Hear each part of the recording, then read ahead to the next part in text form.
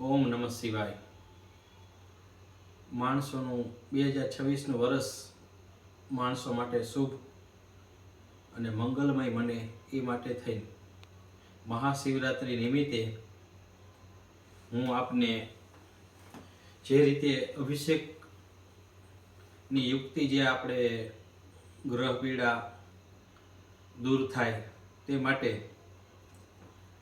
આપને જે રીતે અભિષેકનું જણાવવા માંગુ છું તે રીતે આપ અભિષેક કરો, જેથી કરીને 2026નું વર્ષ માણસો માટે સારું જાય. એક ત્રાંબાનો લોટો લેવાનો, ત્રાંબાના લોટામાં પાણી ભરીને દાદાને ઘઉં, મગ, ચોખા, ચણાની દાળ, કાળા તલ અને તુરની દાળ